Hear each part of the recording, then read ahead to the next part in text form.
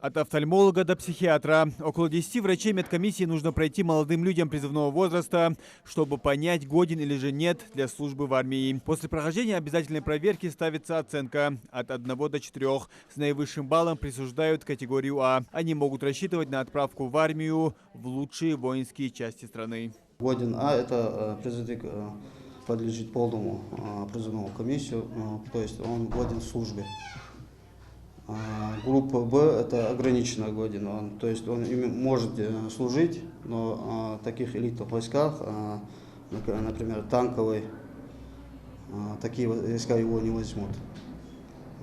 Также есть у нас годность В – это он в запасе у нас.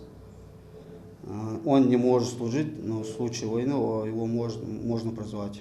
Также есть у нас категория Д, это являются инвалиды у нас первой и второй группы, которые не могут служить. Им выдаются последующему военные билеты. В основном призывники приходятся с заболеваниями такими, как плоскостопие, также сколиоз, послеоперационные бывает иногда, также со зрением очень много. Весенняя призывная кампания движется к своему завершению. Отправка последней группы призывников запланирована на 6 июля. В рамках этой призывной кампании планировалось направить на службу около 200 новобранцев. С поставленными задачами Ингушетия справилась. Были свои маленькие нюансы, связанные с тем, что большинство родителей боялись, что ребята могут или направят в военную специальную операцию. Но, как я уже и говорил, и сейчас говорю, никого мы не отправляем, ни воинские части туда, куда они приходят, ни они не отправляют. То есть срочники, значит, указ был и Верховного Главнокомандующего, и министра обороны, поэтому это все держится на контроле. Никто туда не убывает. Если вдруг он изъявит желание уйти на контрактную службу, подписать контракт, тогда это уже его воля. Традиционно, конечно, мы отправили во все рода войск, за исключением воздушно-десантных войск. В этот раз мы не отправили. В прошлом, позапрошлых годах мы отправляли воздушно-десантные войска. В этот раз, значит, мы отправили и морфлот, и сухопутные войска, и ПВО, и военно-космические силы, то есть практически все рода войск. И диапазон, это и Мурманск, и Москва, и Санкт-Петербург, и Ленинградская область, и Тверь, и Нижний Новгород. Также продолжается набор контрактников в Ингушскую роту в составе 34-й мотострелковой бригады. 150 новобранцев, добровольно готовых встать на защиту Родины, должны войти в состав этого подразделения. Руководство Республики Ингушетия, глава республики, значит, председатель правительства вышли с ходатайством в Южный военный округ для того, чтобы именно сделать эту роту в Ингушетии, в 503-м мотострелковом полк, который дислоцируется в Троицкой. И, значит, также округ пошел навстречу, Южный военный округ.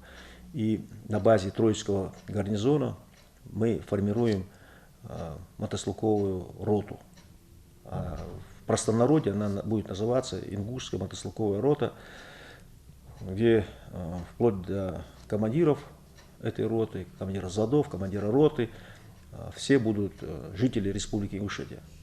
Поэтому пока что идет набор, желающие могут обращаться. Помимо создания Ингушской роты и призыва солдат-срочников, военный комиссариат республики получил наряд на контрактников, желающих служить в элитных войсках, как ВДВ и отряд «Шторм». Он, конечно, такой ограниченный состав. Поэтому, если кто вдруг хочет, потому что я знаю, многие ребята хотят именно в десантуру идти, да, помимо ингушской роты еще есть десантные.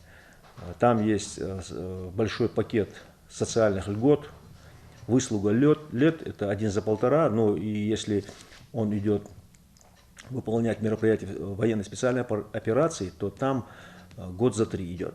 Это участник боевых действий, он получает статус ветерана боевых действий, страховые выплаты, вот, от 12 до 12,5 миллионов. У нас еще один наряд, это такие элитные войска,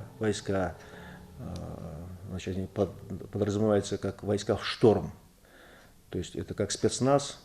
Если вдруг кто хочет, я уже не на камеру это буду говорить, пускай, если хочет кто подойти, уверен в себе, там и в разы денежные выплаты больше, вот, но человек должен быть такой армейской закалки, я имею в виду служба в армии, и физические данные там должны быть, потому что это войска особого назначения.